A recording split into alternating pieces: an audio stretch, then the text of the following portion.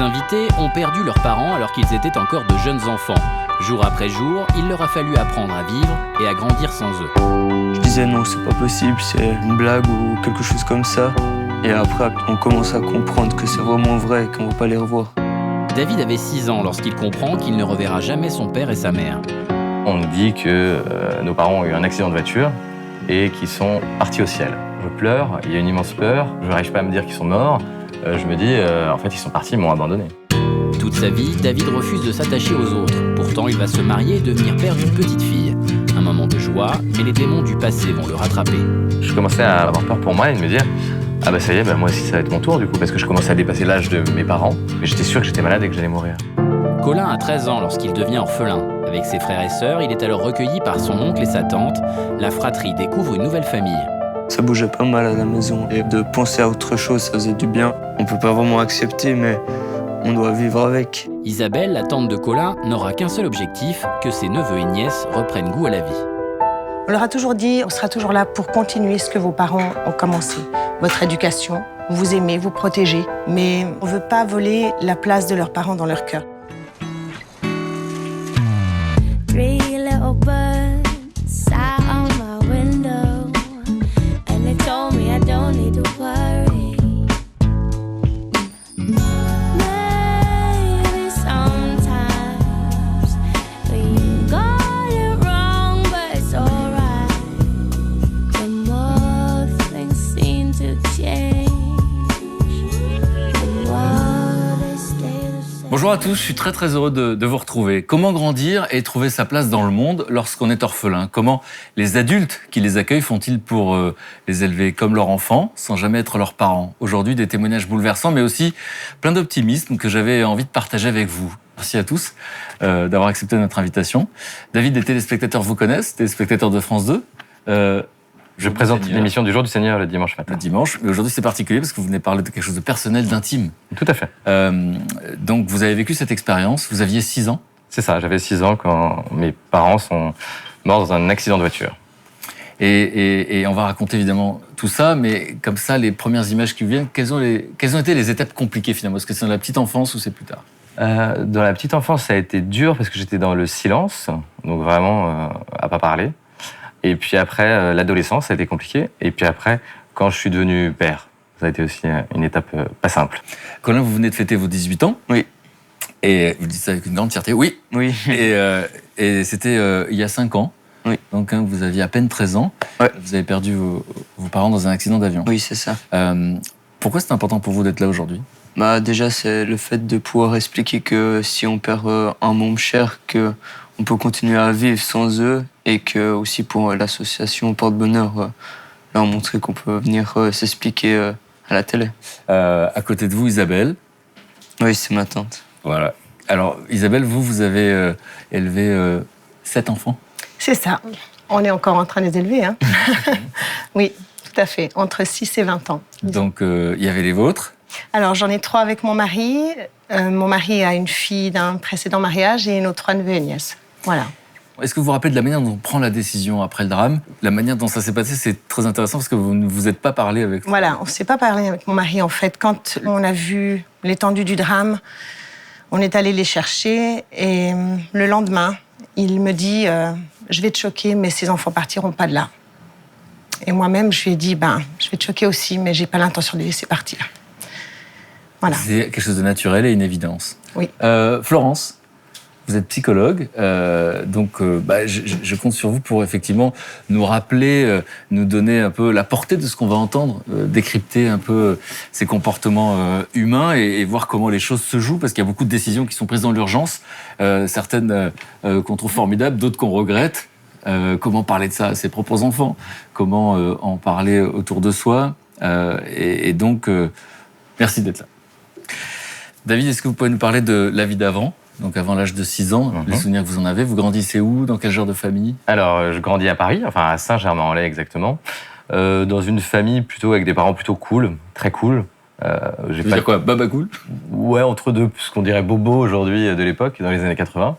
Avec très peu de contraintes, donc très peu de règles. Je pouvais manger un peu ce que je voulais. Pas le souvenir non plus de me faire disputer. Une ambiance très, très cool. Voilà.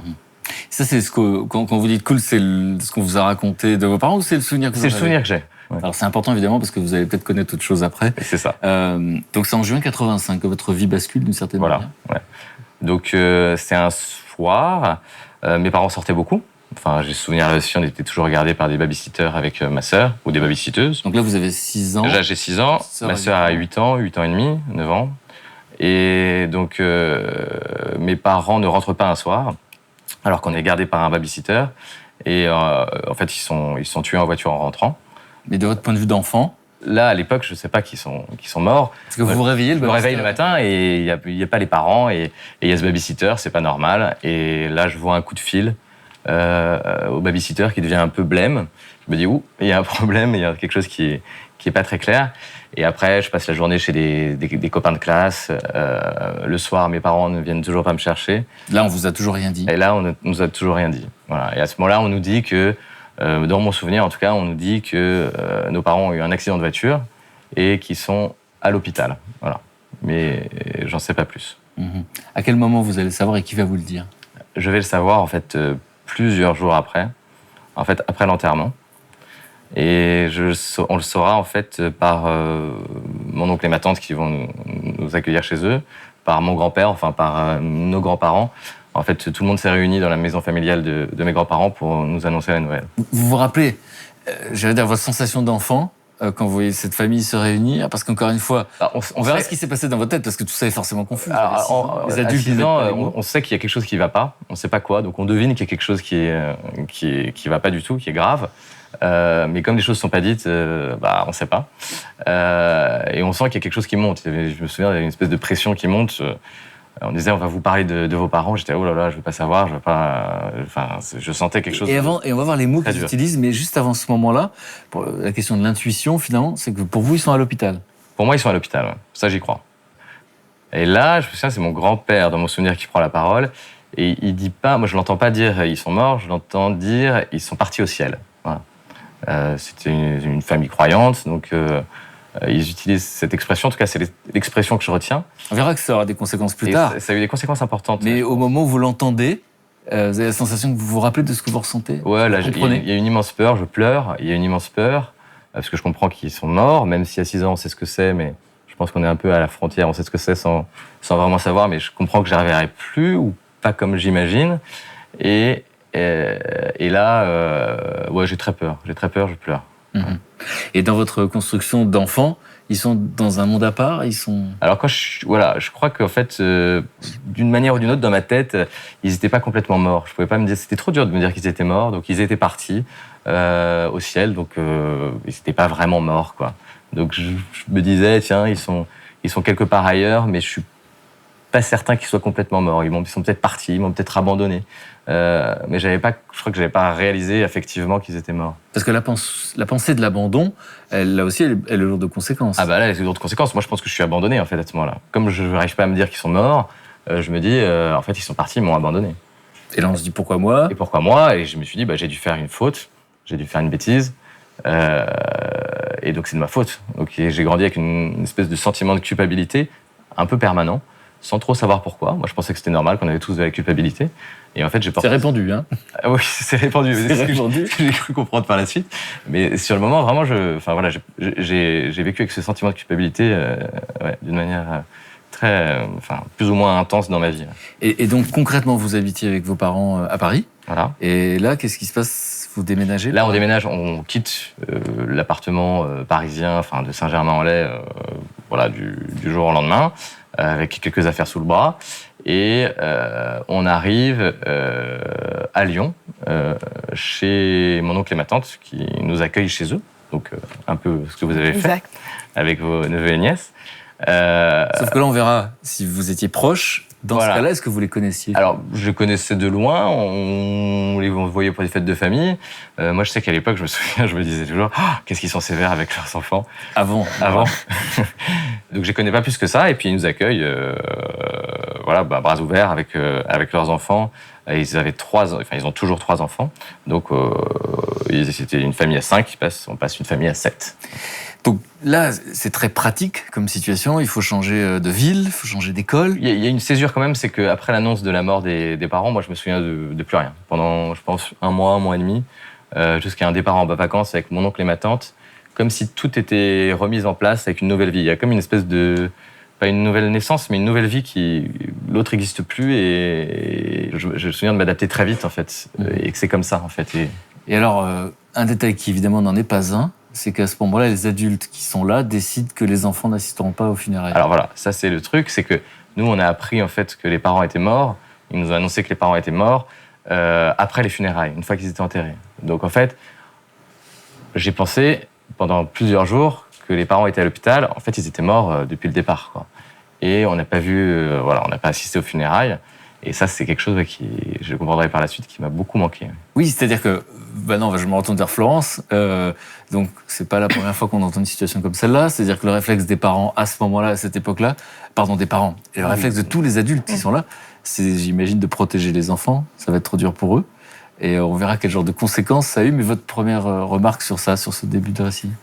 Ce qu'on ressent effectivement, c'est que déjà de la part des adultes, c'est tellement dur à dire qu'ils vous le cachent. Et du coup, vous, dans votre ressenti d'enfant, ça n'existe pas vraiment non plus. Même si vous dites à 6 ans, je ne sais pas si on ressent la mort, vous ressentez qu'il y a quelque chose, mais c'est flou parce que rien que l'idée d'y penser, ce serait déjà ne pas être en loyauté avec les adultes qui sont là. Et comme on voit déjà qu'à un niveau supérieur, le deuil n'est pas complètement accepté, en tant qu'enfant, vous ne pouvez pas faire autrement que de réagir comme ça. Parce que même dans la manière dont vous le dites, on sent que c'est un peu flou. On ne sait pas trop à quel moment ils sont morts finalement. Dans votre corps, on sent que c'est flou. Donc forcément, ça joue sur les représentations. Vous dites au ciel, je ne sais pas trop ce que ça veut dire. Je sens qu'il y a une angoisse, mais je ne sais pas trop poser de mots, puisque les mots n'ont pas été posés non plus par les adultes avant. Et s'ils avaient été posés, donc à ce moment-là, David avait 6 ans. Pour un enfant de 6 ans, ça veut dire quoi la mort? C'est pas une question d'âge. Quand on perd ses parents, même bébé, on le ressent. C'est pas une question mentale, c'est une question de sensation, de cœur. Il n'y a pas d'âge par rapport à ça. Par contre, quand c'est dit, ça permet de traverser quelque chose pour le dépasser. Tant que c'est pas dit, c'est comme si la question de la mort était presque encore en suspens. On le sait dans la tête, évidemment, mais dans le corps, c'est ça aussi qui peut provoquer des angoisses, c'est qu'il y a quand même un doute. Comme si le temps du corps n'était pas celui de la tête. Et du coup, ça fait un décalage en permanence parce qu'on sait quelque chose avec notre tête, mais notre corps, lui, il n'est pas encore sûr. Donc, il cherche une direction. Ça vous parle? Ouais, complètement, ouais, tout à fait. Ça me parle. C'est ce que j'ai ressenti. Et cette espèce de flou permanent que j'avais en moi, je l'ai traîné longtemps. Mais je crois que les adultes voulaient bien faire en faisant ça. C'est-à-dire que c'est une histoire d'époque. Je pense qu'aujourd'hui, ça se passerait peut-être différemment. Et je pense qu'ils veulent vraiment bien faire et que c'était presque par amour, en fait, par protection. Mais en effet, ça a des conséquences, derrière, qui ont été, ça a été un flou pendant longtemps. Ouais. Ce qui est important par rapport à cette famille, c'est que si elle n'a pas pu le dire, c'est qu'elle ne pouvait pas le faire. Oui, et c'est en ça que c'est protecteur. C'est que si l'adulte s'effondre, il n'y a plus personne pour s'occuper de l'enfant. Donc même si le mensonge va être douloureux et dur à vivre, vaut mieux ça que l'adulte qui s'effondre et de ne plus protéger l'enfant. Donc même si sur le coup, évidemment, c'est un traumatisme, c'est quand même la meilleure des choses qu'ils aient pu faire pour vous protéger et que vous puissiez grandir aussi. C'est ce que j'ai compris. Ouais. Colin, vous avez vécu cette tragédie, vous aviez 12 ans. Oui. Vous comprenez quand, à quel moment qu'il s'est passé quelque chose? Moi, le jour de l'accident, j'étais déjà... On attendait au restaurant mes parents. Tu étais parti faire un tour dans un petit avion? Oui, dans un petit avion, oui, c'est ça. Et on les attendait, tout ça, et normalement, ils devaient arriver vers 16h ou 16h30. Et ils venaient toujours pas, et c'était 17h. Et moi, d'un coup, j'ai vu 2-3 membres de ma famille avec les yeux un peu rouges, comme s'ils avaient pleuré. Et moi, je comprenais pas trop. Avec mon frère et ma soeur, on était les 3 ensemble. Et moi, au bout d'un moment, je suis parti. Il y avait un petit ruisseau. Je suis allé au bord parce que j'avais besoin d'être tout seul. Et en une fraction de seconde, j'ai ressenti un courant très froid dans le dos, comme si je sentais qu'il y avait quelque chose qui allait pas. Et sur le coup, j'ai compris qu'il y a eu un accident. Mais après, je savais pas si mes parents étaient déjà décédés ou encore en vie ou à l'hôpital. Et après, il y a ma tante avec un ami policier, ils sont venus me chercher. On est retourné dans notre village et la police, après, nous ont annoncé comme quoi ils étaient décédés. C'est le policier qui va... Oui, c'est le policier. Utiliser des mots. Ouais. Au début, j'étais très en colère et sur le coup, j'ai pas réalisé tout de suite. J'avais compris que j'avais perdu mes parents, mais j'étais tellement en colère que je disais non, c'est pas possible, c'est une blague ou quelque chose comme ça. Et après, avec 2-3 jours après, on commence à comprendre que c'est vraiment vrai et qu'on ne va pas les revoir. Et après, on a avancé comme on pouvait. Donc Isabelle, c'est un épisode difficile. On va le raconter pour que tout le monde comprenne ce qui a suivi. Vous êtes où le jour de l'accident ? On est chez des amis en bas de notre village. Vous êtes en Suisse, c'est ça ? Voilà, en Suisse, dans un petit village de Tatro, qui Donc eux s'appelle Tatro. sont partis faire un vol Voilà, pour les 60 ans du grand-papa, en fait. Dans l'avion, ils avaient leurs parents, ils avaient leur grand-papa, le frère de la maman et sa compagne. Et en fait, ils passent une première fois, ils prennent des photos de leur maison, voilà, on les a au téléphone, on rigole. Et ils passent une deuxième fois, et là, je me souviens qu'il y avait énormément de vent, et tout à coup, on les voit extrêmement bas, et l'avion frôle une maison, et on ne le voit plus. À cet instant précis, vous comprenez quelque chose ? On espère qu'il ne soit pas tombé, on n'a pas entendu de bruit ni rien, donc on se dit non, allez, c'est bon, il va remonter. Et finalement, on reçoit un téléphone qui dit qu'il y a eu un crash à Tatro, parce qu'en fait, le fils de nos amis chez qui on était faisait partie des pompiers, et c'est les premiers avertis. Et à ce moment-là, on comprend qu'il y a quelque chose. Voilà. Avec mon ami, on court, on était à pieds nus à travers le champ, et on arrive devant l'avion. Et là, on regarde. Excusez-moi.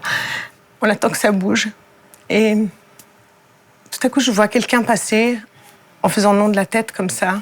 Là, je comprends. On pleure, on hurle et on pense à eux. Du coup, ce qui prédomine à ce moment-là, c'est l'instinct de protection des enfants. Oui. Et là, notre fils, Mathis, nous dit « Maman, tu les laisses pas partir. » On est parti avec mon ami chez qui on était, mon autre belle-sœur. On devait chacune avoir un enfant, en fait, avec nous. Et puis, ensuite, on est parti avec un ami policier pour pouvoir, justement, avoir un appui, en fait. Parce qu'on était c'était impossible qu'on conduise, voilà. Et donc, les enfants dorment chez vous le premier soir ? Oui. C'est ça. On arrive à Tatro, on récupère nos propres enfants. Et là, Colin prend la main de mon mari et lui dit « Tonton, tu nous oublies pas. » Vous vous rappelez de cette phrase, Colin ? Moi, non. Non. Et donc, c'est au petit matin, vous avez un petit peu raconté la scène, que vous avez réfléchi chacun de votre côté. Donc, moins de 24 heures après les faits. Voilà, moins de 20... Si vous voulez, le premier soir, on a démonté notre salon, on avait tous ces enfants, on avait 12 ou 13 qui étaient à même le sol, sur des matelas et tout. On avait organisé ça, ils avaient des amis à eux qui étaient là pour les soutenir. Et au milieu de la nuit, je m'étais pas effondrée jusque-là, en fait. J'avais pas eu le temps. Et je crois qu'au milieu de la nuit, quand je me suis relevée pour aller les voir, là, j'ai pris conscience du drame. Et puis, j'ai dit, on ne pourra jamais les laisser partir. Et là, vous en parlez aux enfants tout de suite ? Oui, je crois que très vite, parce que finalement, on en a parlé. Il y a la phrase de Colin qui dit « Ne nous abandonne pas, ne nous oublie pas ». Et puis, il y a votre décision personnelle. Donc, en fait, tout se passe presque dans l'urgence, mais très naturellement. Très naturellement. Il faut savoir qu'on était très, très proches avec leurs parents aussi. C'est le frère de mon mari. Mais hormis ça, on était très amis. On était tous les week-ends ensemble. Enfin, je veux dire, voilà, c'était vraiment plus qu'un beau-frère. Pas que de la famille, c'était aussi, aussi des amis. Exactement. Vous n'habitiez pas loin. À 50 mètres, oui. Voilà, donc c'est vraiment pas loin. Non.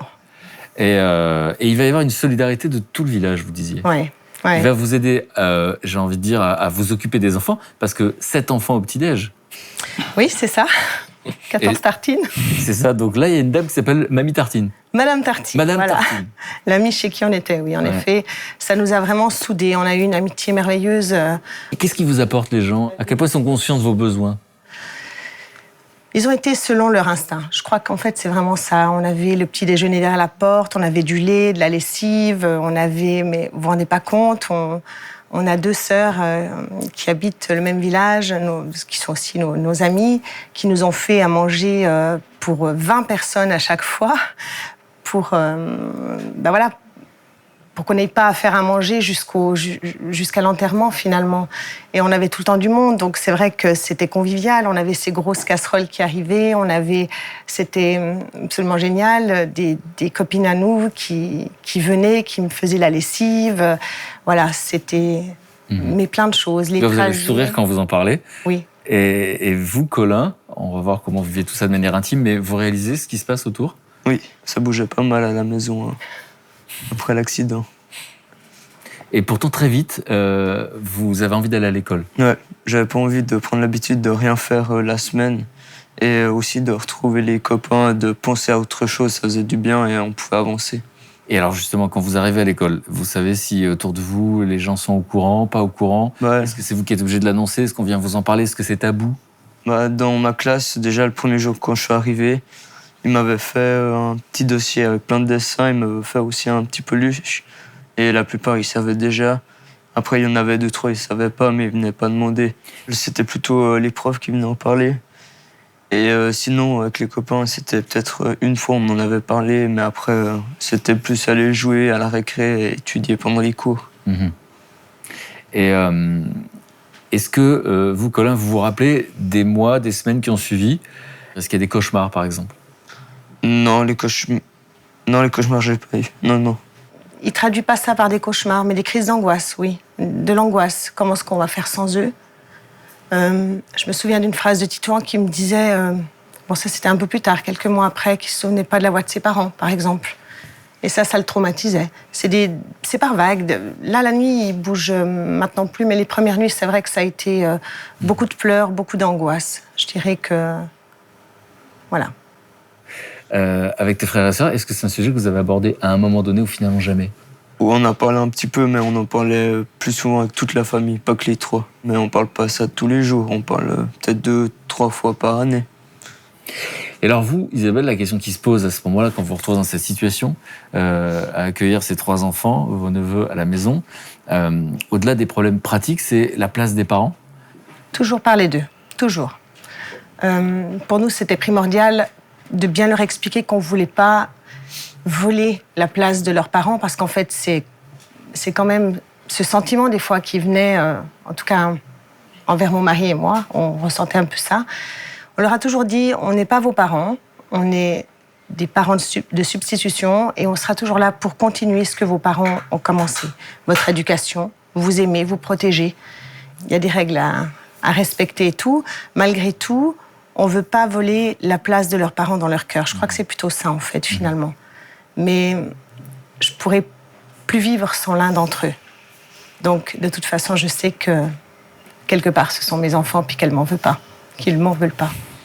Et alors, vous allez mettre en place quelque chose de très particulier, c'est que finalement, le soir, avant de dormir, on exprime ses émotions. Oui.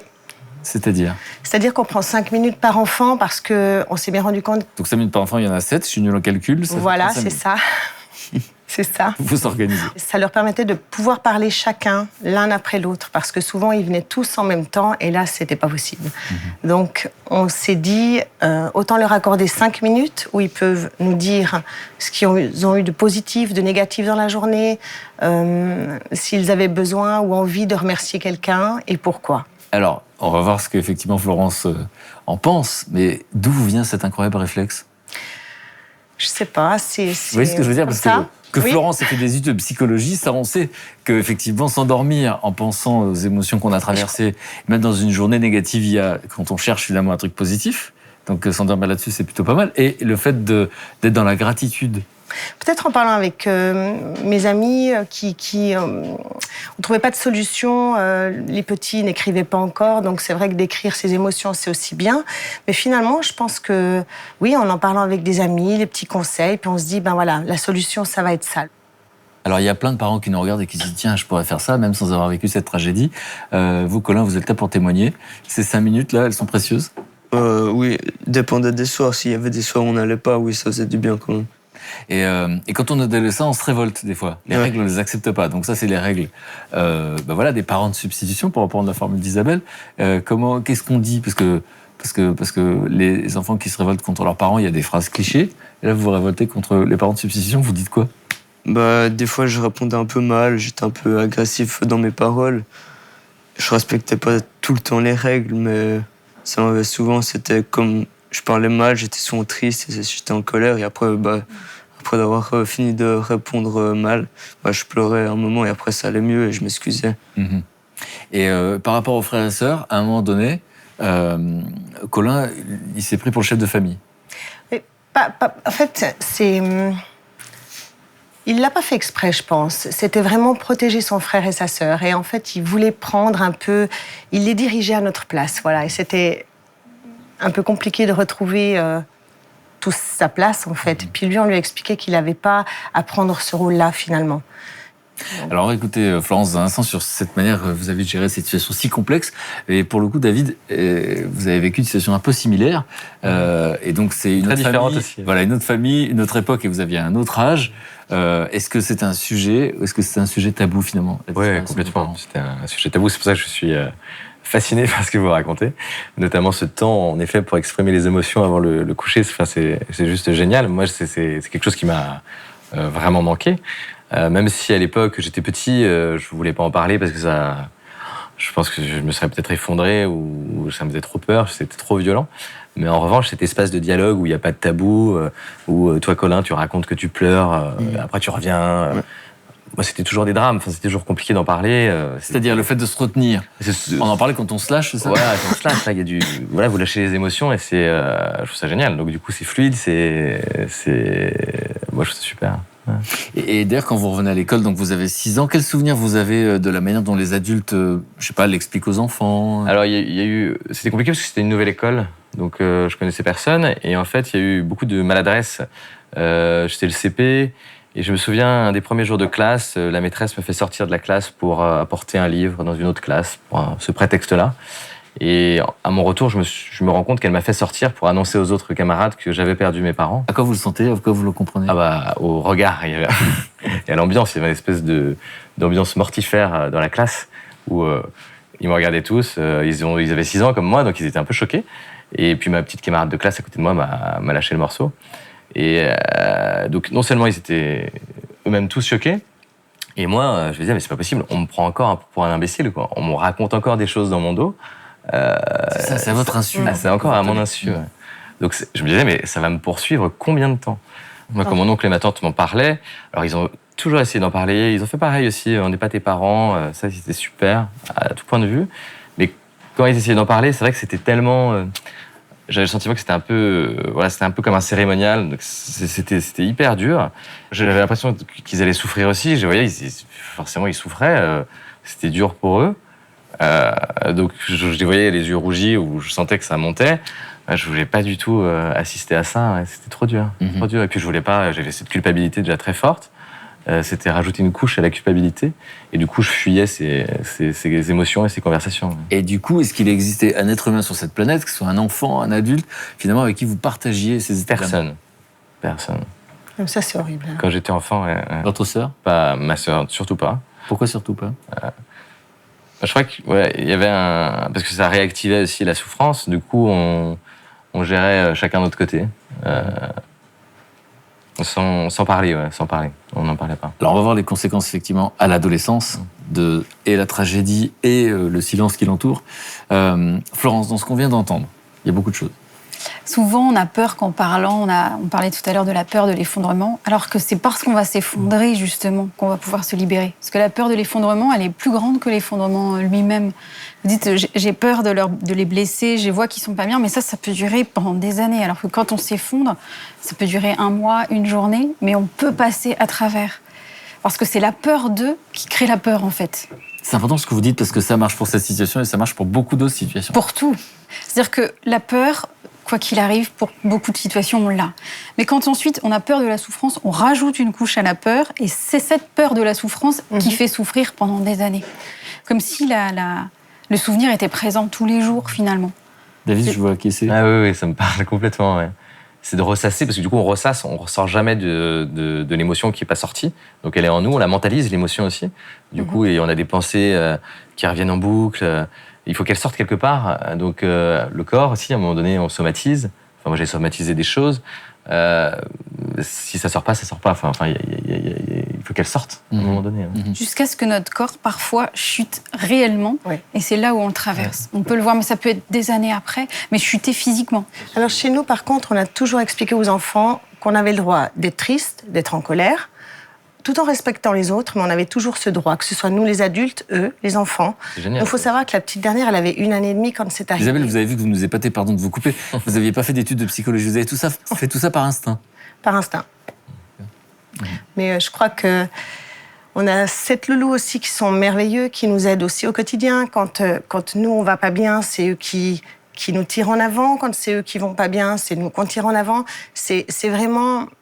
Alors, c'est pas tous les jours roses, hein. Il y a Non, des on va en jours où parler. c'est... Voilà, exactement. Mais en fait, on a toujours permis à tous les enfants d'avoir, justement...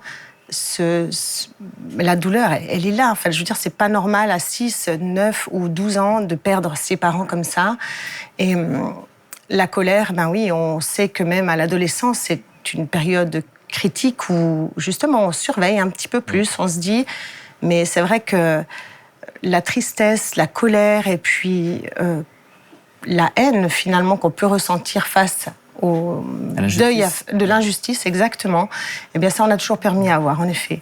Et même la toute petite, hein, je veux dire, à 1 année et demie, elle se rendait compte de rien. Et cette année, on a fait un tour par le lieu du crash, puisque c'est dans notre village. Et là, en fait, elle m'a dit qu'elle se sentait mal. Et elle m'a demandé si c'était là qu'ils étaient morts. Et là, elle a pris conscience, parce qu'on c'est pas tabou, hein, c'est un endroit, un joli pré dans notre village, ma foi. Mais chaque année, mon mari y va. Nous, c'est plutôt la tombe. Mais c'est vrai que, voilà, c'était une façon de faire cette année différente. Et puis, finalement, on s'est rendu compte que même la toute petite, ses émotions, elle commence à les vivre différemment. Voilà. Vous êtes épaté par Isabelle aussi? Oui, parce qu'on sent beaucoup. Non, mais vous voyez ce que je veux dire, qu'est-ce qu'il faut retenir? Je trouve que paradoxalement, c'est quand on vit des choses les plus douloureuses qu'on arrive à trouver le bon chemin. Il n'y a pas toujours besoin d'être psychologue, heureusement, hein, pour exprimer ses émotions. Mais parfois, c'est tellement fort qu'il n'y a pas d'autre chemin que de le libérer. Parce que sinon, on s'effondre nous-mêmes. L'adolescence, David, avec donc ce sentiment de culpabilité, avec ce silence autour de cette tragédie, avec les manques, avec la perte. Avec la colère. La colère, elle est contre quoi? Cette injustice-là, mais qui est pas... Je trouve que je l'ai pas exprimée. J'ai jamais exprimé cette colère. Donc, voilà, l'adolescence, c'est un peu compliqué parce que je suis dans une famille qui est à la fois la mienne et pas la mienne. J'ai l'impression d'être de trop. En même temps, j'ai envie de faire une crise d'adolescence comme chaque adolescent et faire des choses que j'ai pas le droit de faire, mais je veux les faire quand même. Donc, je prends pas trop de pincettes. Et du coup, ça crée une tension. Et tout en étant, on me dit, j'ai pas le droit d'être comme ça parce qu'ils sont déjà super, ils m'ont accueilli dans une famille. Donc c'est-à-dire que la gratitude va presque empêcher la crise d'adolescence. Elle va un peu la freiner sur certains points. Ou en tout cas, il y a une espèce de mélange des deux. Je veux la faire, je la fais.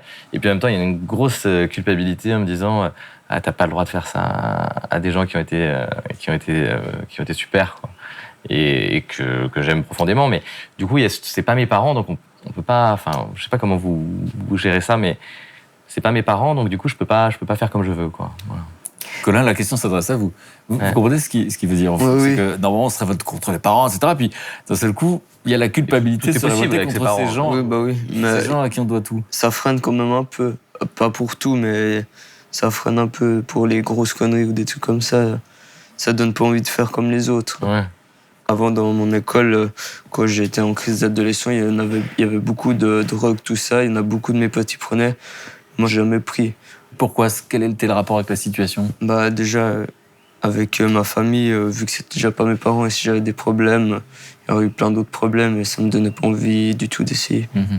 Vous saviez ça? Oui et non. Vous saviez ça, qu'en fait, il avait la sensation qu'il avait le droit de s'autoriser des trucs, mais pas trop non plus, parce qu'après tout, ils ont fait ça pour moi. On sait qu'il a été tenté. Après, je trouve que c'est une merveilleuse preuve d'amour d'avoir tenu bon, finalement, d'avoir dit non. Et puis, je suis très fière de lui, en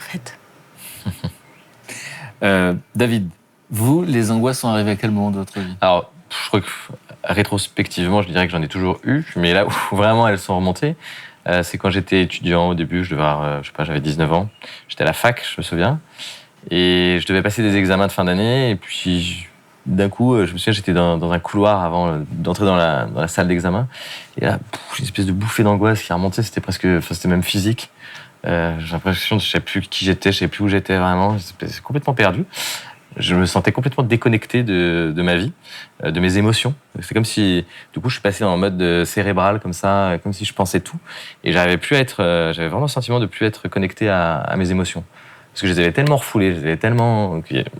j'y avais plus accès. Et c'était très étrange, je me sentais, je savais plus qui j'étais, en fait. C'est ça. Et donc, c'est un flottement qui pourrait être naturel à 19 ans. Ouais. C'est la sensation que c'était lié à ce que vous aviez traversé. Ah oui. Je savais sans le savoir. C'est-à-dire que je savais que c'était lié à ça. Alors, le contexte, il y avait autre, il y avait les examens. J'avais à l'époque une petite amie avec qui ça se passait pas très bien. Bon. Il y avait toute une série de choses comme ça qui m'ont fait un peu basculer. Mais je me suis dit, bon, il va falloir que tu te fasses aider parce que là, tu vas pas y arriver. Et c'est comme ça que j'ai consulté, je crois, franchement, alors que j'avais vécu ce traumatisme, je crois que c'est la première fois que je consultais vraiment un psychiatre. À 19 ans. À 19 ans. Donc 13 ans après les faits, finalement. Voilà. Et donc là, ça vous apaise ? Ouais, ça m'apaise, ça m'aide parce que j'étais vraiment paumé. Mais je me dis, ça va mieux, donc je me relance dans la vie rapidement. Et je me dis, bon, c'est bon, je l'ai géré, en fait, c'est gagné, quoi. Et en fait, j'avais, je crois, juste géré la crise, quoi. Donc, la grosse crise. Mais j'avais pas fait le travail de fond. Mon psy me disait souvent, faudra revenir, hein, parce que y a des choses qui sont pas réglées. Je disais, oui, pas de problème. Et pendant longtemps, comme ça, je vivais avec ces angoisses. Et je me disais, je m'en sors pas si mal. Donc, j'ai avancé comme ça. Mais un peu comme dans un copain me disait, tu vis comme dans un jeu vidéo. Ça voulait dire quoi pour lui ? C'est-à-dire que je m'attachais à pas grand-chose, ni aux gens, ni aux états de fait, je payais pas mes impôts, je payais pas mes PV, je m'en sortais toujours. J'avais toujours il n'y avait pas de contraintes, quoi. Donc j'ai vécu une période comme ça un peu sans contraintes, en me disant, il n'y a pas de raison, j'ai bien galéré, là j'y vais, et puis il faut que j'avance, quoi. Et dans la vie sentimentale, la question de l'attachement. Ah, c'était très très dur, ça. C'était très dur parce que si je m'attache, je vais perdre. Donc en fait, c'est absolument impossible. Et ça va me rappeler la douleur de la perte originelle. Et je vais exploser en vol. Donc je pouvais pas. Je faisais un peu semblant de m'attacher, mais dès que ça devenait trop. C'est pas mal la formule. Ouais. Non, je faisais semblant parce que j'adorais l'idée de s'attacher, mais ça me brûlait, toi. C'était brûlant. Donc il y a à la fois culpabilité, souffrance. Abandon, je veux pas revivre un abandon, c'est affreux. Ça réactive tout ça en fait, même si la situation n'a absolument rien à voir. C'était un peu dur ça. Donc Florence n'est pas votre psy, mais ce que vous venez de dire est universel. Je me retourne vers vous. Donc là, vous n'êtes pas surprise de voir. C'est la même chose, c'est-à-dire j'ai peur d'être abandonnée, donc j'abandonne. Donc j'ai l'impression d'être plus fort, mais au final, je me retrouve quand même dans la situation où ça va pas. Ouais, c'est ça. Comme s'il y avait quelque chose qui tournait en boucle. Un peu comme une drogue. Ouais. Mais c'est comme vous disiez aussi, plus de vie. Parfois, quand on a peur de la mort, on rajoute plus de vie à sa vie. Mais c'est une vie dans les excès. Ça, c'est très on va juste. Travailler tout le temps, on va boire, fumer, faire l'amour. Vivre des choses exceptionnelles. Voilà, des sensations, parce que c'est la sensation qui nous rend vivants. Ça peut être un saut au parachute, mais ça peut être énormément travaillé, c'est la même chose. Sauf que c'est plus socialement valorisé, mais en final, ça revient. Donc c'est quoi ? C'est l'anxiété, la peur de la mort, fait qu'on veut avoir une vie très intense. Voilà, être dans plus de vie. Mais c'est une vie qui est un peu aussi angoissée. C'est pas forcément une vie où on est un peu apaisé. Ah bah complètement, moi j'ai vécu comme ça. Ouais. C'est ça. Alors, on va voir effectivement comment ça se passe quand vous devenez papa, à 2 reprises, parce que c'est des situations vraiment différentes. Colin et Isabelle, il s'est passé quelque chose d'important dans la famille, c'est quand il y a eu un changement de statut officiel. C'est-à-dire que quand vous avez été devant la justice. Oui, pour avoir officiellement leur garde, finalement, on est la famille d'accueil, en fait. C'est le mot ? Alors, si je vous dis le vrai mot, ça fait peur. C'est quoi que l'administration C'est la famille nourricière. Alors ça, je trouve ce mot absolument...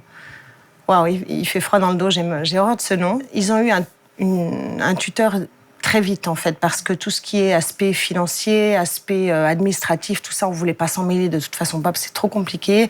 Il y a toute la famille de la maman, donc du coup, ça ne nous regarde pas en plus. Donc ça, on a trouvé très bien. Et ça permettait aussi que s'ils font des bêtises, on a aussi un autre avis. Partagé en tout cas tout ça. Voilà, exactement. C'est parfait comme ça. Donc, nous sommes la famille d'accueil, mais par contre, avant ça, il y a une petite enquête du SEJ, c'est le service de l'enfance et de la jeunesse en Suisse. Et puis, en fait, après ça, on passe devant la juge de paix qui décide oui ou non, si on a les enfants ou pas. Mais avant ça, il y a quelques semaines où il y a une enquête, où ils viennent à la maison, où ils parlent aux enfants. Vous êtes dans quel état d'esprit pendant toute cette enquête? Quand même un peu nerveux parce que finalement on a peur de les perdre. Puis d'un autre côté on se dit mais on peut pas nous les enlever, ils sont les 3 au même endroit dans leur village, ils n'ont pas changé d'école, ils perdent pas leurs copains. On se rassure comme ça, puis on se dit allez, ils vont rester. Mais l'administration est pleine de surprises, donc on a peur. Parfois oui. Donc du coup voilà, on a eu un peu peur. Puis tout à coup, Colin a pu venir devant la juge de paix en fait. Et vu que les 2 plus jeunes avaient été entendus par le SEJ, ils savaient qu'ils avaient envie de rester et que nos enfants étaient tout à fait d'accord de garder leur cousin, en fait, leur cousin frère, comme ils appellent. Tout à coup, elle dit qu'elle ne s'oppose pas, puis elle signe, et puis c'est bon. On part donc là, avec c'est un notre soulagement. cousin. Oui. Et alors, vous avez vécu une situation très particulière. C'est que vous avez pris la décision, vous nous direz pourquoi. On suppose des raisons pratiques, mais peut-être pas uniquement. C'est finalement de déménager, parce que vous étiez 9. Donc, voilà. Et vous êtes allé vivre dans la maison où Colin vivait avec ses parents. C'est ça. Alors, chez nous, en fait, pourtant, si vous voulez, on habitait une maison où il y avait 2 appartements. En dessous, il y avait mes beaux-parents et nous avions 2 étages au-dessus. Mais c'était intransformable, en fait. Pour nous, on ne pouvait pas adapter pour faire des chambres supplémentaires. Il nous fallait 3 chambres supplémentaires. Donc, finalement... le cousin de mon mari a eu l'idée de rajouter des containers à partir d'une des terrasses, en fait, de leur maison. Et avec ça, on s'est fait une grande salle à manger, 5 chambres et une salle de bain. Donc, on a 24 mètres de couloir. Premier jour que la femme de ménage a vu, elle a eu peur. Et puis finalement, voilà. Mais c'est pas anodin de revenir dans cette maison. Ah non. Non, pour eux, je trouvais que c'était bien. On trouvait que c'était l'idéal parce qu'ils ont pu faire leur deuil, le deuil de leurs parents. La seule condition qu'on avait dit, c'est que tout le monde devait changer de chambre. On ne voulait pas qu'ils retrouvent la Là même aussi, chambre. vous avez un instinct incroyable. C'est-à-dire que vous êtes dans la même maison, mais votre instinct vous dit qu'il ne faut pas qu'ils dorment dans la chambre d'avant. J'avais envie d'un renouveau pour tout le monde, en fait. Et du coup, vous vous retrouvez dans un endroit qui vous rappelle les parents et donc vos amis. Oui, oui, tout à fait. Dans un premier temps, ça doit être très compliqué. C'est toujours très compliqué. Ça reste? Oui, c'est... On y est bien, on vit bien. Je me plains pas du tout, mais c'est vrai que... ils sont là. Et c'est vrai que le souvenir, il est toujours présent quelque part. Ça, c'est... Colin, vous avez vécu ça comment, le fait de revenir dans cette maison? Moi, ça m'a pas trop dérangé. Surtout le jour du déménagement, j'ai bien aimé parce qu'il y avait pas mal du village et des amis qui sont venus nous aider à déménager. C'est une bonne ambiance. Et maintenant, jour au jour, des fois, il y a des jours où ça va pas trop bien parce qu'on repense à des choses d'avant. Mais sinon, ça se passe très bien. Alors effectivement, on est impressionné de la manière dont vous avez dû gérer cette situation d'urgence, cette tragédie. Vous disiez tout à l'heure, ça n'a pas été facile tout le temps. Et vous pensez à quoi finalement? Qu'est-ce qui était compliqué pendant ces 5 années? Un petit peu de tout. La logistique, déjà, la lessive, tout s'organiser, les courses. Hormis cela, il y a essayer d'accorder du temps à tout le monde, essayer d'être égal avec tous.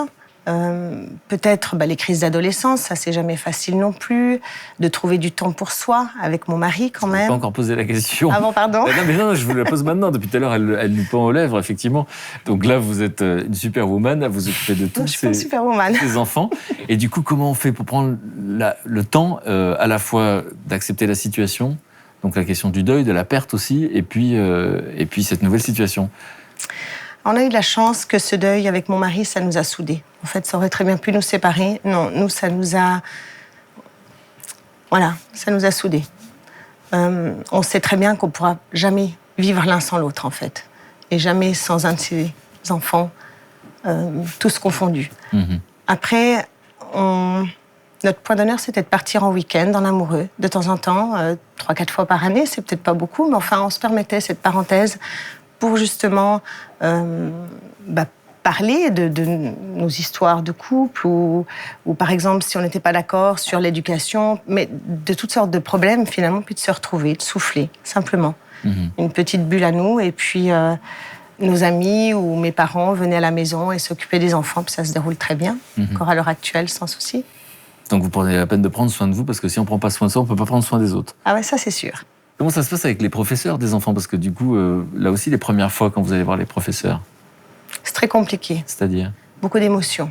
Parce que dans l'école où ils sont, tous nos enfants y étaient en fait. Hein. Les 7 ont été dans cette école à Talence. Et puis finalement, les professeurs, on les connaît tous. On lit des liens. Ils connaissaient tous Laurent et Nicole. Les premières fois, c'est compliqué. On se dit, c'est pas à nous d'être là. C'est pas à nous. C'est pas juste en fait. David, vous disiez donc la perte de mes parents à 6 ans, c'est quelque chose qui a été digéré de manière étrange, puisqu'on vous le dit jamais vraiment, les mots sont flous, vous vous sentez coupable, enfant, parce que vous vous dites, puisqu'ils sont pas morts, ils m'ont abandonné d'une certaine manière. Enfin, vous allez grandir avec tout ça. À 19 ans, vous disiez des crises de panique. Vous allez voir un psy, ça apaise la crise. Et puis finalement, il y a des états d'âme qui vont rejaillir au moment de la naissance du premier enfant. Voilà, de ma première fille. Et là, pareil, à nouveau, donc, je la sens, l'angoisse, je la connais par cœur, donc je la sens remonter. Je fais, bon, on va la gérer, t'inquiète, tu sais faire. Vous sentez physiquement ? Physiquement. Ça se passe où ? Ça se passe dans le ventre, là. Je sens que ça monte, je me contracte tous mes muscles, j'ai peur, quoi. Donc, je sens que ça Alors, arrive. peur ou angoissé ? Parce que je crois que la peur a un objet, l'angoisse n'a pas d'objet. En effet, c'est de la pure angoisse, c'est-à-dire que je sais pas de quoi j'ai peur. C'est juste, je me sens bloqué et un peu terrifié, quoi. Et donc, à la naissance de ma première fille, j'ai commencé alors là à devenir... j'avais peur qu'elle meure. Donc là, c'est de la peur, c'est de l'angoisse s'est transformée en peur. C'est-à-dire que quand elle est arrivée, je me suis dit, il va se passer un truc, c'est pas possible, quoi. Donc tout est parfait, on a une famille, il y a une petite fille géniale, il va se passer un truc, forcément, il va lui arriver un problème. Donc, j'avais peur qu'elle s'étouffe dans son berceau. Donc, je me souviens, j'ai acheté, ma femme me prenait pour un cinglé. J'avais acheté trois thermomètres différents pour être sûr que ce soit la bonne température. Parce que j'avais lu quelque part que la mort subite du nourrisson était aussi liée à une histoire de température. J'ai changé plusieurs fois de matelas de la gamine parce que il était neuf, mais je me disais, il va s'étouffer dedans, il est pas bon. Donc, j'allais en racheter un. Donc là, je suis devenu un peu, je lavais les biberons 15 fois.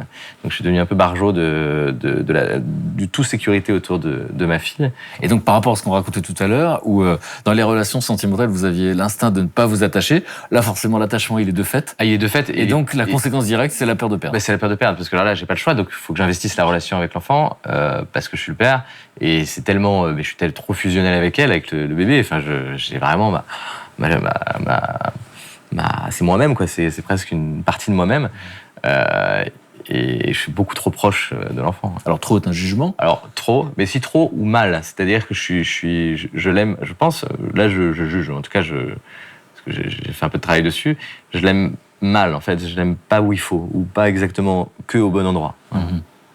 Florence ? C'est-à-dire que quand bien même on veut essayer d'échapper à son angoisse par rapport au fait de ne pas s'attacher, il y a toujours un moment dans la vie, ça peut être un changement de travail, une amoureuse, un enfant, qui vient nous faire revivre ça. Mais quand vous dites j'ai peur pour elle, en fait, vous avez surtout peur pour vous.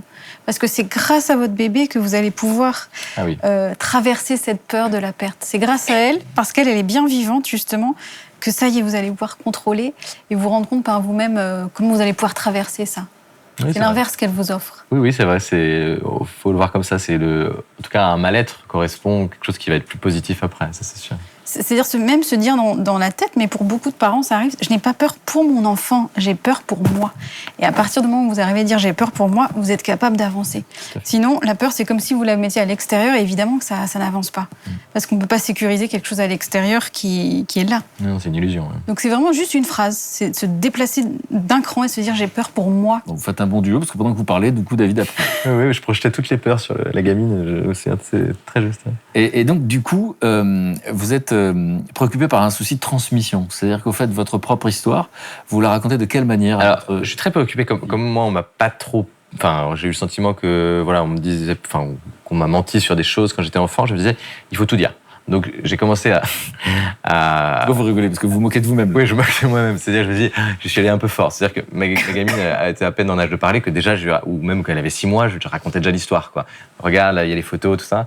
Et du coup, j'y suis peut-être allé un peu fort. Du coup, elle a senti qu'il y avait une charge émotionnelle très forte sur ses épaules. Et je pense que je lui ai fait un peu porter le poids de la perte de mes parents un peu tôt, ou un peu d'une manière un peu... À quoi vous avez vu un poids pour elle ? Je me suis rendu compte quand elle a commencé à me parler que de la mort, à me dire que là, il y a encore quelques temps, elle me disait « Papa, j'ai peur que la Terre disparaisse. » Ou que les parents disparaissent. Ou que les parents disparaissent. Donc du coup, il y avait toute cette histoire de disparition qui revenait. Je fais « Ouh là là là, là, c'est... » Mais jusqu'au jour où même, je me souviens, il y a eu un anniversaire de la mort de mes parents, c'était genre le 30e anniversaire de la mort de mes parents. Je m'en souvenais plus consciemment.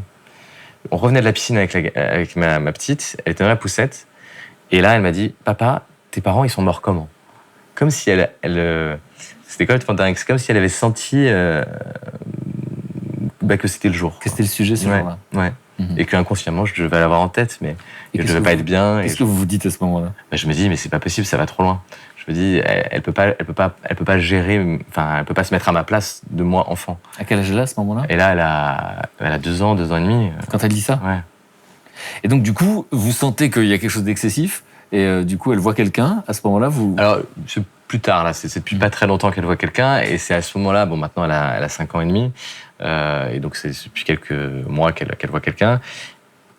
Et que je vois avec elle d'ailleurs. Et du coup, voilà, on essaye de se dire où est son histoire et où est la mienne, voilà, et où est la frontière.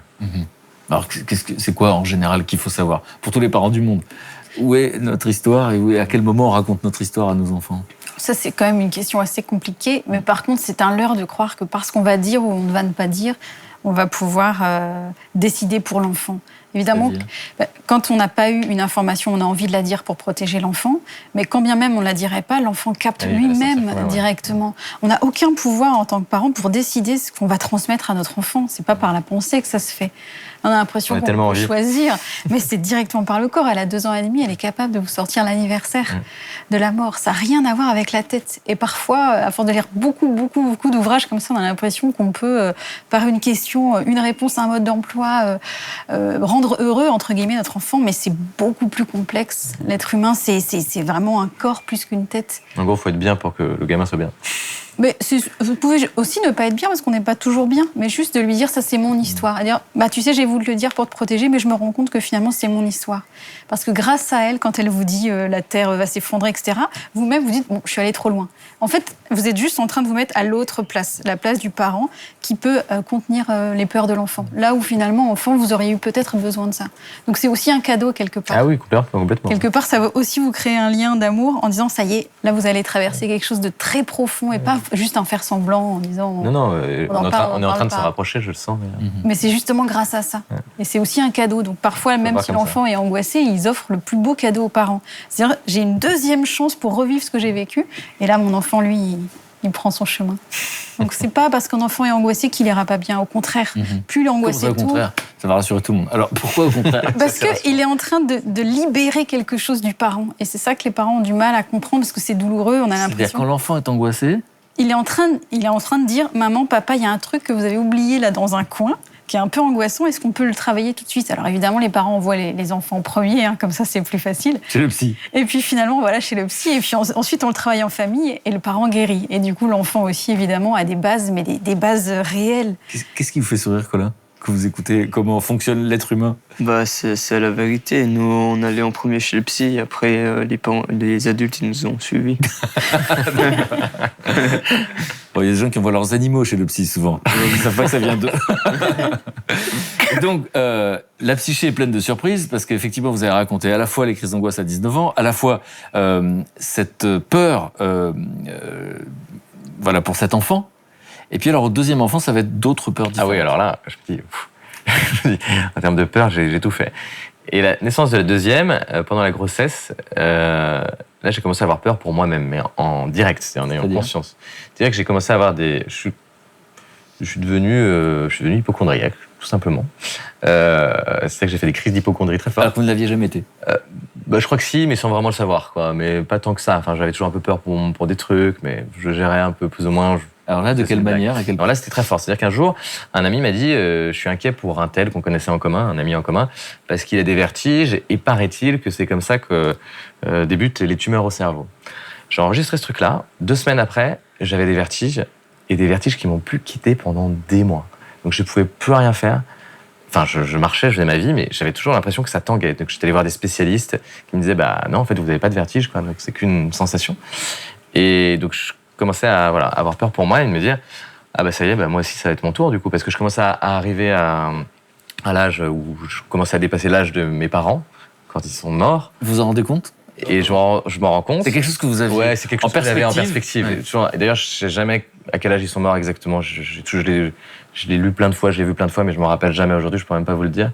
Mais je savais que j'arrivais à l'âge et en fait, je me disais, mais c'est pas possible, on peut pas être plus vieux que ses parents. Et puis, il va m'arriver la même tuile ou il va m'arriver un truc. Donc là, j'ai imaginé que c'était une tumeur ou une maladie autre.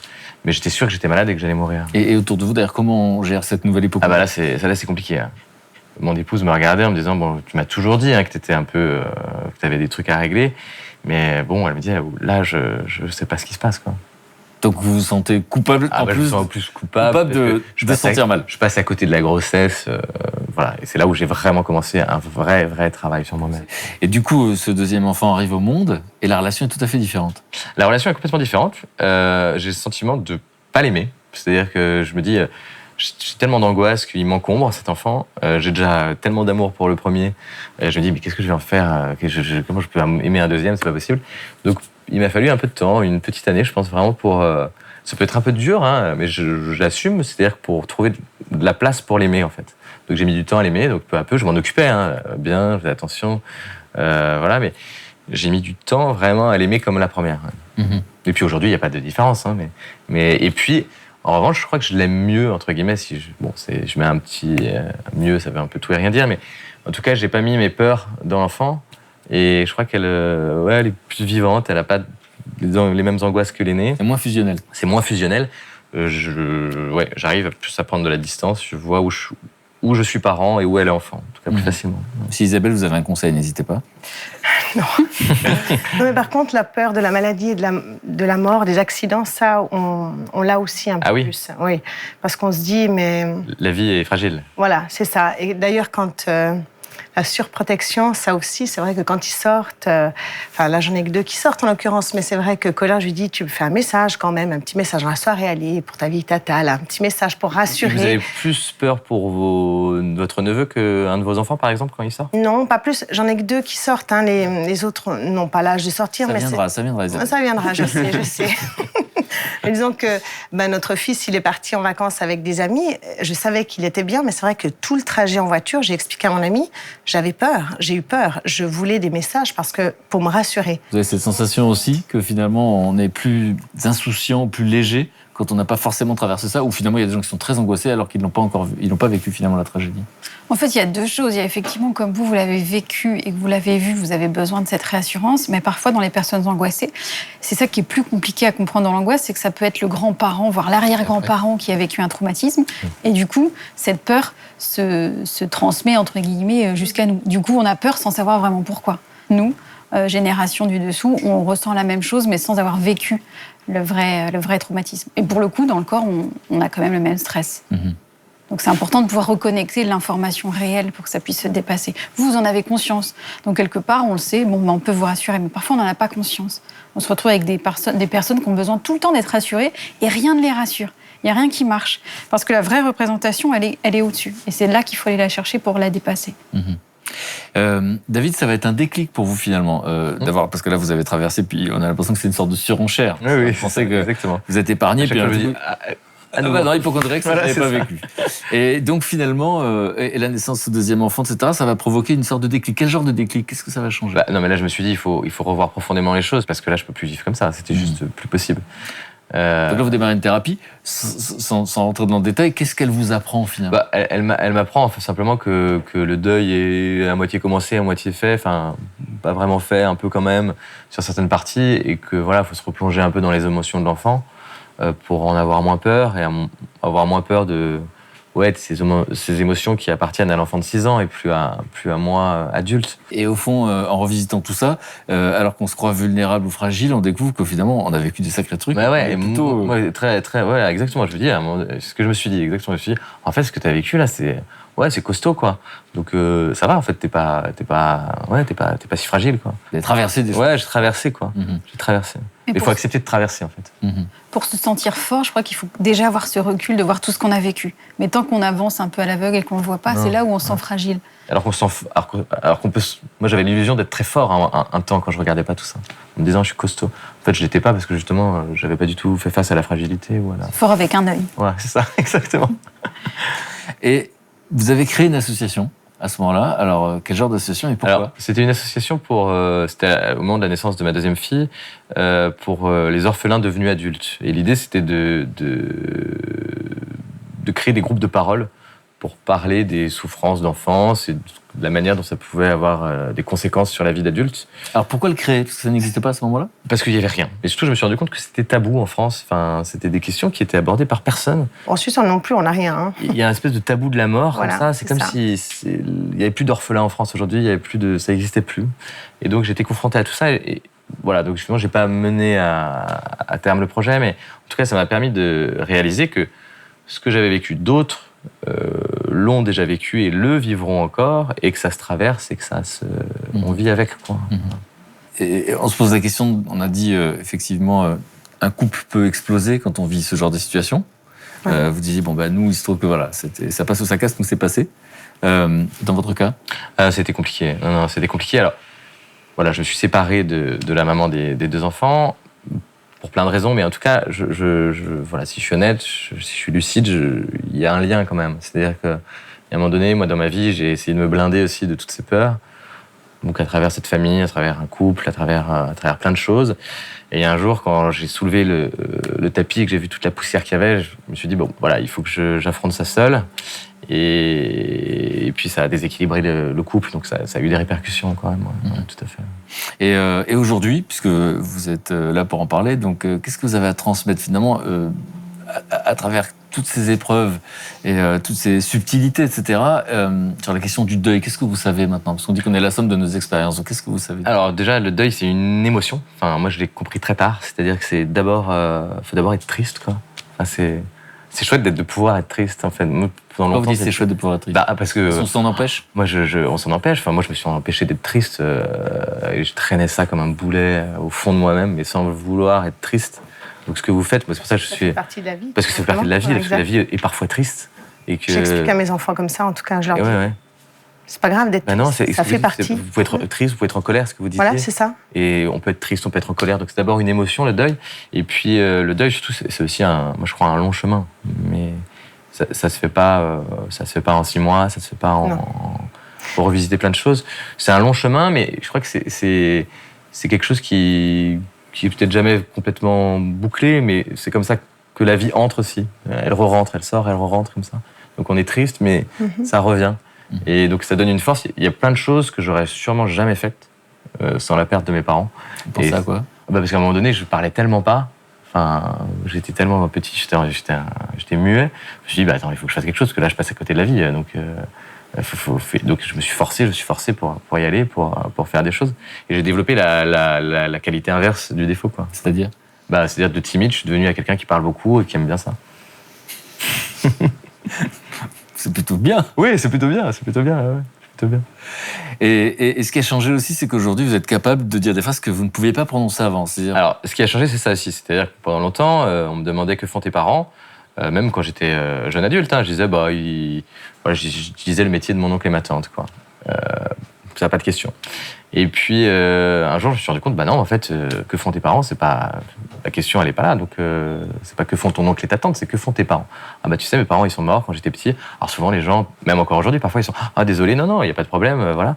Mais c'est des choses que je peux dire aujourd'hui, mais j'ai mis très longtemps à pouvoir le dire. À la question à l'école, que font tes parents, c'était une torture. Je savais pas quoi répondre.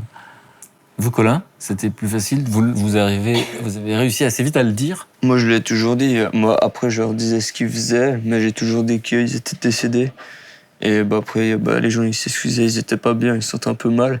Mais tu disais, comme tu savais pas, c'est pas de ta faute. Et après, ils s'excusaient un coup et on reparlait normalement. Mm-hmm. Alors David, donc, est un peu plus âgé que vous. Vous avez écouté la suite de son récit, donc il raconte la naissance des enfants. Il y a des choses où vous identifiez, où vous dites finalement, non, on n'a pas vécu les choses de la même manière. Il y a des trucs oui, il y a des trucs non. Je trouve que c'est bien d'avoir fait ces associations pour les jeunes, les adultes, pour parler, ça c'est intéressant. C'est quelque chose que vous pourriez faire un jour, pas maintenant, mais vous ne seriez pas étonné de faire ce genre de choses? Oui, on pourrait. Est-ce que dans cette situation, on se sent compris par des gens qui ont vécu la même chose? Oui, ça oui. Qu'est-ce que vous avez envie de faire plus tard? Moi, j'aimerais bien faire chef de chantier. Dans les bureaux, si possible. C'est pas sur le chantier? C'est dans le... Non, c'est dans les bureaux, c'est les commandes de produits, c'est tout ce qu'il y a. D'accord. Tout ce qui est planifié pour la journée, des trucs comme ça. Qu'est-ce que ces expériences-là qu'on vient de raconter aujourd'hui, en quoi ça fait quelqu'un de différent de vos camarades? Bah déjà, pas baisser les bras, continuer à vivre. C'est pas parce qu'on perd des membres chers ou même des amis qu'on doit arrêter de vivre. Et surtout, il faut continuer à penser à eux. Peut-être pas tous les jours, mais de temps en temps faire penser à un petit truc, c'est assez intéressant. Parce qu'il y a des gens... J'ai un ami qui s'est tué une fois au moteur. Il y a des gens, ils en parlent plus.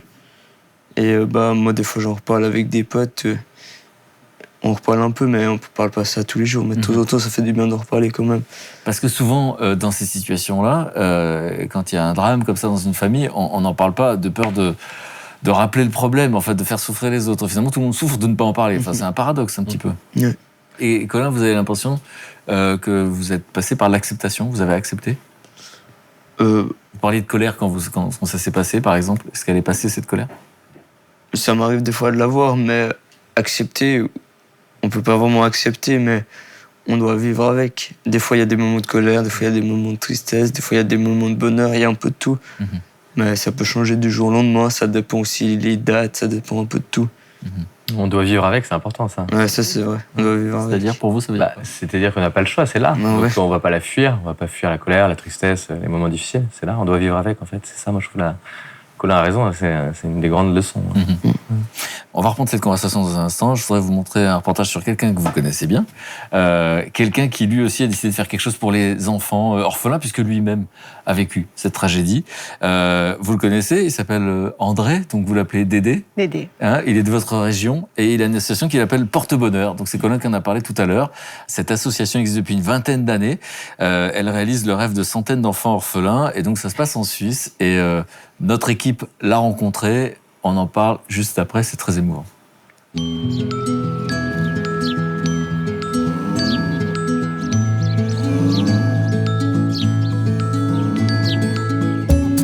14 juillet 77, mes parents sont tués dans un accident de voiture.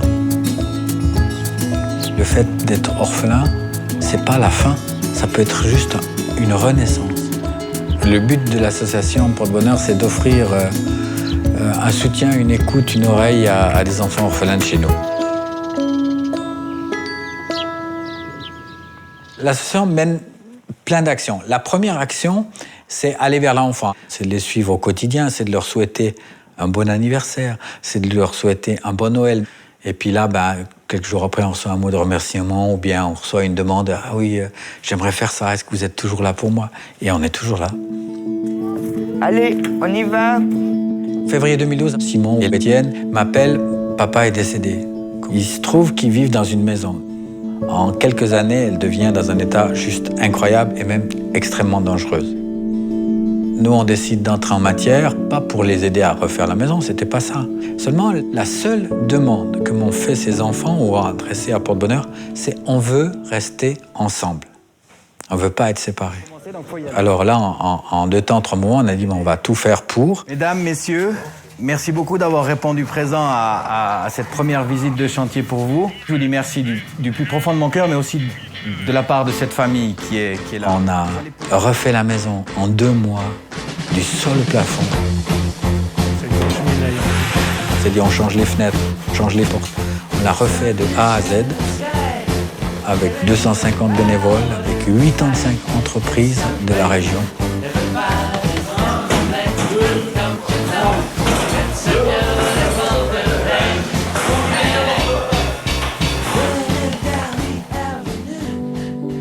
Et puis on leur a remis cette maison le 31 août de cette même année, en 2013.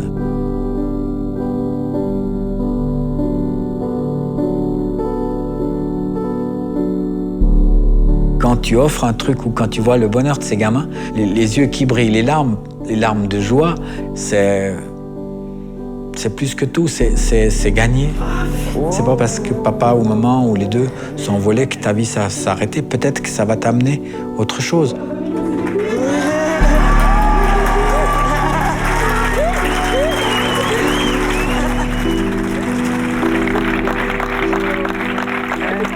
Pour ces familles, c'est bien joli d'aller auprès d'elles. Si tu vas auprès d'elles, puis après c'est fini, ça va pas.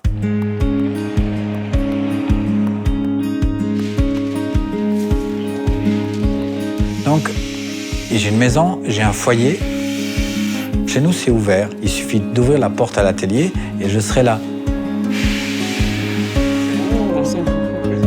Là, ils débarquent, ils viennent donner un coup de main, ils viennent bricoler avec moi.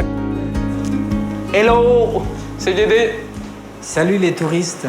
Étienne Simon, il m'offre juste le bonheur d'avoir réappris à vivre avec un sourire de tous les jours. J'ai pris ça peu, j'allume. Oui, bien sûr. J'essaye un petit coup avant, à côté, passer mes doigts. Doucement, hein, voilà. Ok, ouais. J'essaye un petit coup du papier, là. D'accord, ouais. Donc on fait léger. Toi, tu fais l'autre couleur? Bah, tu vas rigoler moi. Hein? Alors, prends le violet. En perdant mon père, ça a été l'effondrement ou quoi. Et puis en gros, avec Porte-Bonheur, ça m'a aidé un peu, pas à l'oublier, mais à vivre avec en fait. Pas mon doigt. André, je le considère comme un papy. Pour moi, c'est comme un peu comme de la famille. Voilà, il est toujours là pour moi. Je peux compter sur lui, je peux parler aussi avec lui, son gène, voilà. Doucement. Ouais, ok. Bravo les mecs. Ouais. Elle est cool. J'ai pas appris dans les livres. J'ai appris par mon vécu, par mes douleurs, et puis je pense que ça, c'est notre plus grande force. Ouais. Il reste quoi à faire? Les retouches? Non, ça, il y a... Bah non. Après. Qu'est-ce qu'on fait quand on a fini? On signe. Et ben voilà, il faut signer.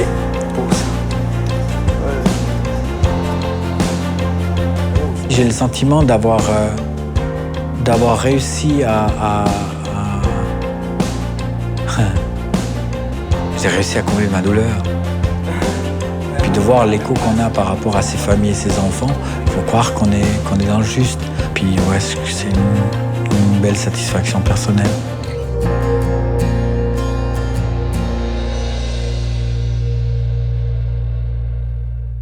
André Marty, on va parler de lui dans un instant, donc un homme très inspirant.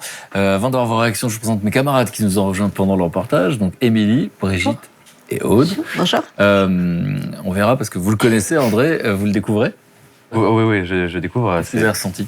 C'est formidable. Alors, en plus, il fait vivre les émotions, donc il y a de l'émotion. Voilà, il y a beaucoup d'émotions.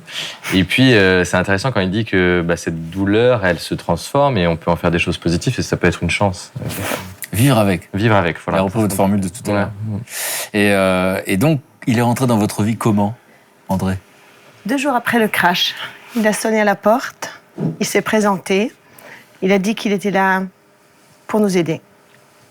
Et puis, première des choses, il nous a offert un véhicule 9 places pour qu'on puisse tous, en fait, se véhiculer. C'est vrai que vous vous êtes retrouvé avec 7 enfants, donc ça, c'était pas prévu. Et donc, il a eu la bonne idée tout de suite ou il vous a dit quels sont vos besoins? Je crois qu'en fait, Dédé, il fait partie de notre famille, c'est un gars en or, mais massif. Enfin, on l'aime vraiment beaucoup. Puis de voir le reportage, ça m'émeut quand même beaucoup. Il est là pour tout. Une écoute, un conseil, une épaule pour pleurer, d'ordre juridique, d'ordre, le véhicule, d'ordre pour la maison, d'ordre, pour tout. Et il apporte du rêve aux enfants. Alors vous, c'est ça Colin, qui est merveilleux. Colin, vous l'associez à quel souvenir? Qu'il nous a beaucoup aidés quand on a besoin de parler ou besoin de quelque chose ou juste pour un petit truc. Il est toujours là, il dit jamais non, toujours oui. Et alors vous avez fait quoi concrètement avec lui? On a fait du karting, on allait au tobogganing dans la neige, on allait dans des piscines, au cinéma, au restaurant. On a fait pas mal de trucs ensemble. Et vous disiez, Isabelle, ce qui est important, c'est que donc on sent que c'est quelqu'un de généreux et de subtil. Et donc finalement, il va s'intéresser à toute la famille. Oui, voilà. Il ne fait pas de différence entre nos enfants et ça, c'est merveilleux. Parce qu'en fait, il ne va pas juste inviter Colin, Lélia et Titouan, il va inviter toute la famille. Il est là pour tout le monde. Et ça, je trouve que, à l'heure d'aujourd'hui, c'est merveilleux. Alors, Brigitte, tu as eu l'occasion de parler à André? Oui. Alors, oui, André, vous savez pourquoi... En or massif, tu confirmes? Ah oui. Et pourquoi il a créé cette association, justement? C'est parce que lui-même, vous le savez certainement tous les deux, il avait perdu ses parents quand il avait 17 ans. Il était le 7e d'une fratrie de 8. Il va à un camp de scout pendant les vacances avec un de ses frères. Et un jour, le chef de camp les réunit et leur annonce brutalement qu'ils ont perdu leurs parents. Leurs parents partaient pour la première fois en vacances de leur vie. Ils partaient pour la première fois en vacances, ils se tuent en voiture. Un tuteur est nommé, et ce tuteur, il s'intéresse, c'est ce que dit Dédé, puisqu'il s'appelle Dédé. Ce tuteur ne fait que compter les petites cuillères, s'occuper de choses comme ça. Et dans pratique. Voilà, et aucune affection, rien, voilà. Et donc, heureusement, une amie de leur maman s'occupe à ce moment-là des enfants, et c'est là qu'il reçoit enfin un peu d'affection, et qu'il peut s'épancher, etc. Et il se dit, voilà ce qu'il faut que je fasse plus tard, et c'est ce qu'il a fait. Elle crée un lien avec les enfants, donc il réalise leurs rêves. C'est un moyen de créer une confiance entre les bénévoles et les enfants. Donc là, on voit un véhicule adapté, on verra comment ils financent tout ça. Oui. Un véhicule adapté pour cette famille, une maison rénovée par la solidarité pour une autre famille. Quel genre d'autres rêves? Alors, je vais vous parler d'Hélène. Alors, Hélène, son papa était atteint de leucémie et il guérit miraculeusement. Il achète une moto, ça devient sa passion, et il y intéresse sa fille qui elle-même se passionne pour la moto, et il se tue avec cette moto. Donc, la petite est désespérée, et elle a eu une idée. Elle est allée voir André, parce qu'André, sa spécialité, c'est il fait du... Je veux pas dire... quelque chose. Aérographe, bravo, merci. En tant que grand spécialiste, oui, je vois ça. J'ai jamais planté un clou de ma vie, mais ça me dit quelque chose. C'est ça. Et donc, elle décide de peindre avec André. Elle dessine ce casque qui lui fait penser à son papa, parce que ce sont les souvenirs de son papa. Voilà, c'est pour ça. Il y a aussi un petit Maël qui, lui, perd son père et son frère à 3 mois de distance. Et il devient un ado absolument turbulent et perdu, et infernal, bien sûr. Et donc, l'association le recueille et il développe une passion, c'est la musique. Il joue dans un groupe de rock. Et son rêve, c'est de rencontrer Mano, le groupe de rock Mano, ceux qui chantaient la tribu de Dana. Tu peux nous rappeler l'air? Non, parce que vous allez encore vous foutre de moi. Hors de question, je ne chante plus sur ce plateau. Donc on voit la rencontre. Et donc, aussitôt dit, aussitôt fait, quick, ils se rencontrent. Alors, il est très heureux. Et il reste alors Mylène, qui, elle, elle a, depuis l'âge de 5 ans, elle est passionnée de voile. Elle transmet cette passion à son papa, et son papa meurt brutalement d'une crise cardiaque. Alors, il lui lègue un bateau. Malheureusement, le bateau n'est pas en bon état, et ils ne peuvent plus s'en servir. Eh bien, André et l'association Porte-Bonheur lui offrent un voilier. Voilà, elle est trop heureuse. On sent qu'il touche juste à chaque fois. C'est-à-dire que c'est pas quelque chose qui est répliqué comme ça de manière automatique, c'est que ça a l'air d'être du cas par cas, et à chaque fois avec beaucoup de sensibilité, et dans tous les aspects. Oui. C'est-à-dire qu'il n'y a pas que le côté festif ou émotionnel, il accompagne dans des situations administratives parfois. Oui, dans toutes sortes. Il est là partout, en fait. Oui. Partout on en a besoin, il est là. Et puis surtout, avec les enfants, il est merveilleux. Quand tous les enfants lui sautent dessus sur scène pour lui faire un gros câlin, Et on voit une photo, là. Vraiment, voilà. Si une fois vous avez l'occasion de venir à ce festival, venez-y, parce que je vous assure... Ça s'appelle comment? Le festival Porte-Bonheur. Cette année, c'est fin octobre, 27-28 octobre. Oui, et sérieusement, mais vous prenez les mouchoirs, parce que je vous promets qu'il prend le micro et c'est fini. Voilà. C'est à Yverdon, hein, c'est ça? C'est à Yverdon, voilà. C'est unique, oui, unique. C'est une... faut le vivre une fois. On se débrouillera pour tous vous loger, mais venez. Parce que c'est un festival, et donc c'est un spectacle, c'est ça? Oui, alors c'est humoristique, c'est musical, c'est... Voilà. Il Il y a plein d'artistes qui viennent. Voilà, par exemple Michel Boujna, Chantal Latsou, Éric Antoine. Ça dure 2 jours, c'est tous les ans, donc à Yverdon en Suisse.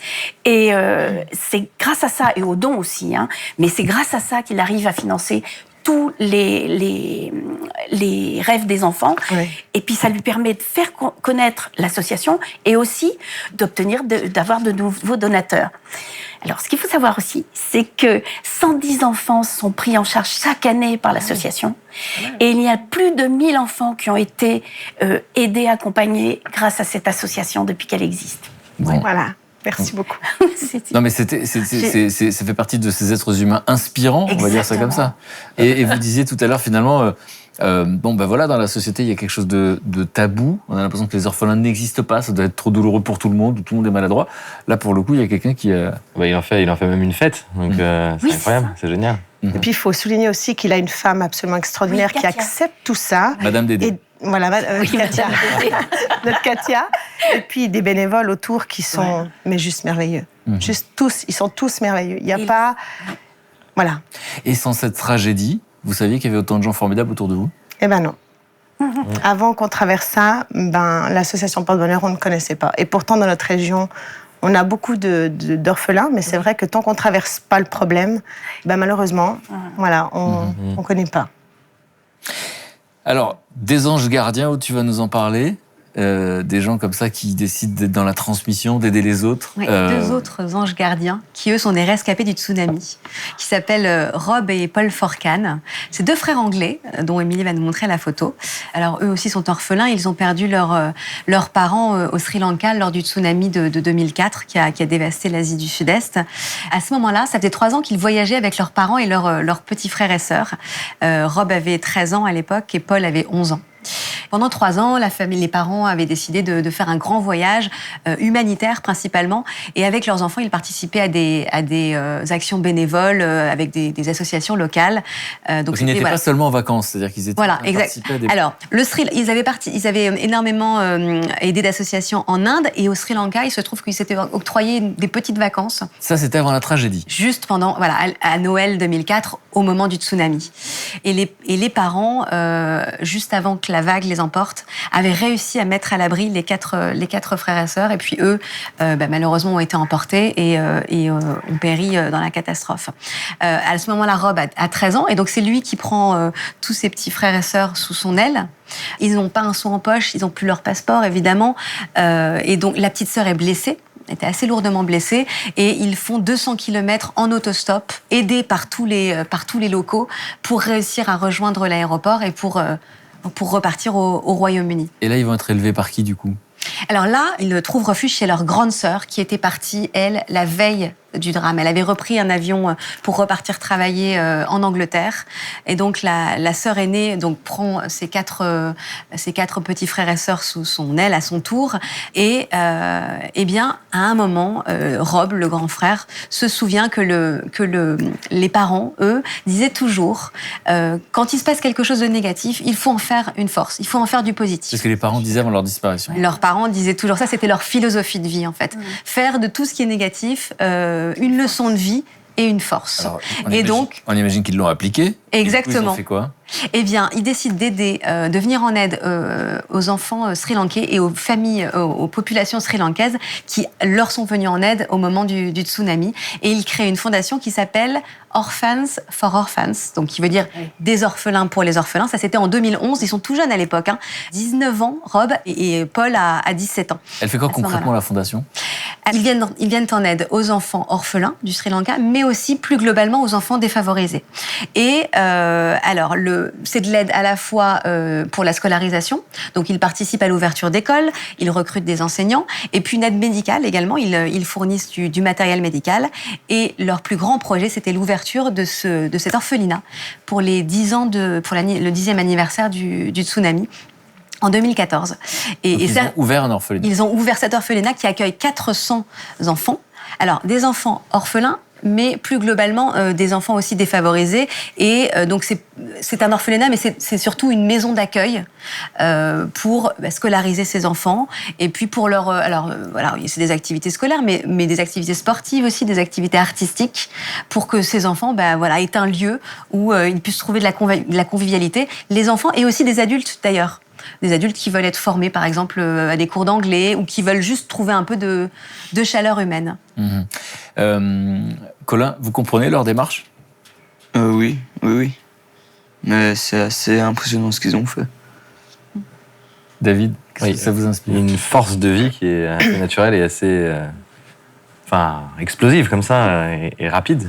C'est tout jeune en plus. C'est ça qui est. Non, puis il y a souvent des intentions, on a envie de faire des choses, mais les obstacles sont très nombreux et on voit que c'est un gros projet. Hein. Voilà, ouvrir un orphelinat si jeune. Avec autant d'enfants. C'est très très impressionnant. J'imagine que ça donne du sens à leur existence. Oui, parce que eux, en fait, ce qu'ils voulaient, c'était à la fois remercier cette population sri-lankaise qui leur a apporté énormément à ce moment-là, notamment, par exemple, un jeune garçon qui avait perdu sa maman lors du tsunami, un jeune sri-lankais, et qui, pendant que Rob a essayé de parcourir tous les hôpitaux à la recherche de ses parents pendant les jours qui ont suivi le tsunami, a été d'une aide extrêmement précieuse. Et donc, voilà, c'était remercier ce jeune, par exemple, remercier tous les autres qui les ont pris en stop, qui leur ont redonné de la nourriture pour pouvoir repartir dans leur pays. Et puis eux, ce qu'ils ont réalisé à ce moment-là, c'est qu'ils avaient la chance de quitter ce pays dévasté. Ouais. Ils avaient la chance de retrouver une famille au Royaume-Uni, alors que tous ces autres enfants, ils restaient au Sri Lanka, dans un pays qui était vraiment face à l'horreur, en fait. Donc, ils vivent un drame, mais le fait de savoir qu'il y a des gens, des enfants qui finalement vivent un drame qui paraît encore plus compliqué, ça leur permet ça a permis ça les a aidés à relativiser un petit peu. Puis ils ont aussi voulu, évidemment, grâce à cet orphelinat, rendre hommage à leurs parents, parce que leurs parents étaient des personnes altruistes, qui accordaient énormément d'importance au bénévolat, à aider les autres. Et donc, grâce à ce lieu, finalement, ils prolongent un petit peu l'engagement de leurs parents. Et c'était ça qui était important pour eux. Et donc, ils s'arrêtent à l'orphelinat ou ils ont des projets ? C'est pas le genre de personnes à s'arrêter ? Non, ils ne vont pas s'arrêter. Ils veulent ouvrir d'autres lieux du même genre, notamment au Népal, au Malawi et en Angleterre. Ils sont extrêmement soutenus. Ils ont d'ailleurs été reçus par le prince Harry. Voilà, pour eux, c'était très important de voir que finalement, il y a tout un pays qui est derrière eux et qui les soutient. Qui les encourage dans leur action. Et encore une fois, ça peut être contagieux, ce genre de choses. C'est pour ça qu'on en parle tous les jours sur France 2. Un bel exemple de résilience. Merci, Aude. Émilie, tu vas nous parler, là aussi, on parle de la question des orphelins. On se disait tout à l'heure, il n'y a pas grand-chose qui est fait, finalement, dans la sensation qui n'existe pas vraiment dans la société. Et là, c'est une initiative d'un pompier volontaire. Ah oui, et ça se passe en France, plus précisément en Bretagne, dans les Côtes-d'Armor. Donc c'est Fabien, qui est agent hospitalier et qui est pompier volontaire depuis qu'il a 15 ans. Agent hospitalier, c'est un métier d'aide déjà, il est dans la... Tout à fait, il est déjà en tout cas dans la volonté d'aider. Et en 2014, alors qu'il est appelé sur une intervention, il a un grave accident. Et il est papa, il est tout jeune papa, et ses deux enfants ont à l'époque 6 ans et 9 ans. Et là, il voit sa vie défiler, et il prend conscience qu'il a frôlé la mort, et qu'en frôlant la mort, évidemment, il aurait laissé ses 2 enfants orphelins de père. Et quand il est remis sur pied, il a un déclic, et il se dit moi, je vais passer à l'acte, et je vais aider des orphelins. Et il ne le fait pas tout seul, il embarque ses copains d'enfance, avec qui d'ailleurs il est devenu pompier volontaire, ses 3 copains, et il décide de fonder l'association Le Pompier et l'Enfant, qui a pour objectif de récolter des fonds pour les orphelins. Et alors ces fonds, ils servent à quoi ? Alors, ces fonds, ils servent à aider des associations pour les orphelins grâce à des manifestations sportives. Eux, ils sont tous les 4 hyper sportifs. Forcément, ils sont pompiers, ils ont l'habitude de faire de la muscu.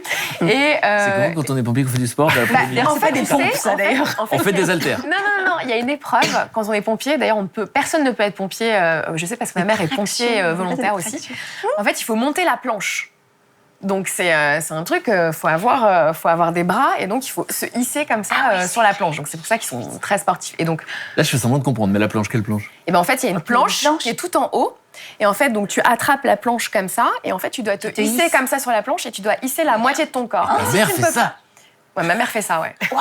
Et si tu peux pas le faire, eh ben, tu peux pas être pompier volontaire et tu peux pas partir au feu parce que ça veut dire que t'as pas le physique si jamais tu dois sauver des gens. Bref. Je pourrais pas être pompier volontaire. Cola, oui, mais beaucoup maman. En tout cas, ces jeunes gens sont très sportifs. Et Fabien, lui, c'est un gros fan de vélo, donc il s'enfile des kilomètres, 200 kilomètres à peu près par semaine. Et il décide de faire un tour de Bretagne. Donc le tour est lancé le 26 juin prochain. Un tour de Bretagne en 7 jours. 7 jours, 7 étapes, 700 kilomètres pour récolter des fonds pour l'œuvre des pupilles orphelins des sapeurs-pompiers, l'ODP. Ils veulent récupérer à peu près, ils veulent récolter 5 000 euros.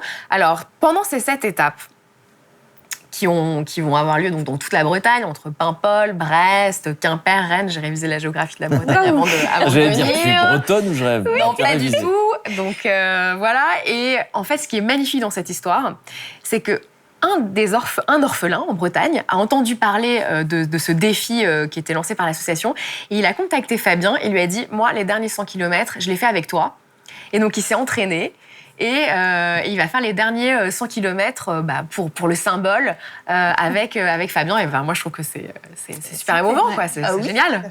C'est génial. Donc, encouragement de Colin On valide? Oui, on valide. Moi, c'est bien. Parce qu'au fond, la question, c'est quels sont les besoins quand on a vécu ce que vous avez vécu. Et donc, finalement, on l'a vu, il y avait une famille très forte qui est là. Il y a cette association, celle d'André, d'aider. Mais finalement, de quoi on a le plus besoin quand on a traversé ce genre de choses? Moi, je dirais de l'empathie déjà. Donc, déjà, c'est super parce qu'il n'est pas vraiment, c'est pas sa vie, quoi.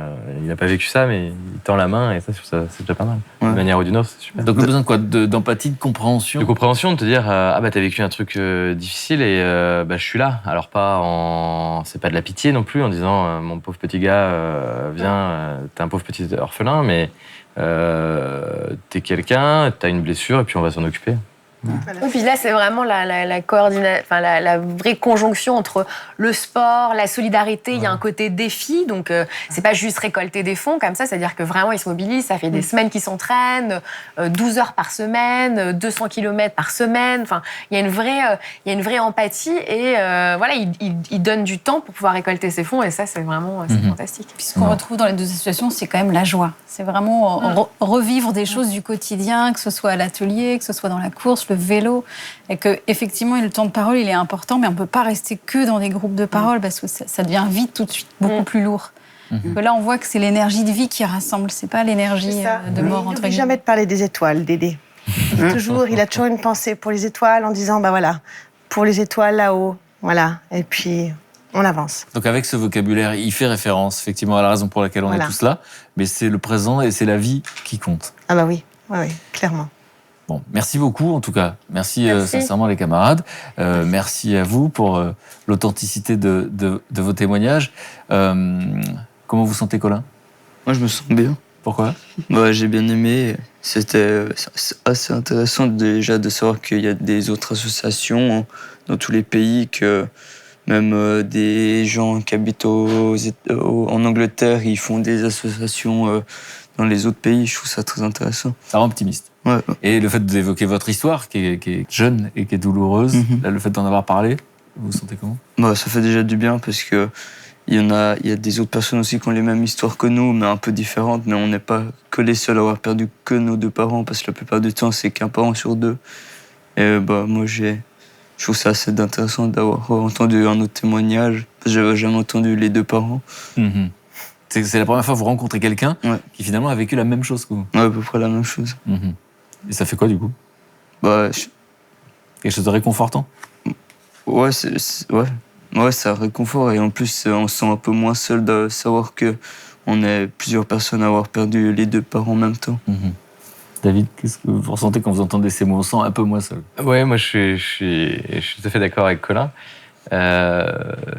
Quand tu parles de toi, Isabelle aussi, vous parlez de votre vie là, je me sens proche de vous et je trouve surtout que vous en sortez très bien ensemble et qu'il a déjà des bonnes bases là pour aller plus loin, Colin.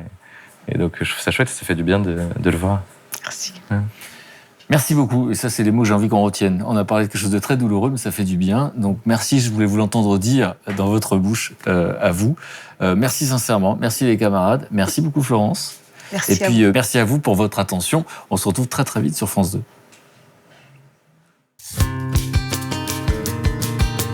Pour vous informer chaque jour, les invités que nous recevrons demain ont pris tous les risques, parfois au péril de leur vie. Et souvent, il y a des gens qui me disent « Vous avez de la chance, vous vivez de votre passion ». Je dis « Vous n'avez pas compris, c'est pas une passion, c'est l'engagement d'une vie ». Christophe est grand reporter.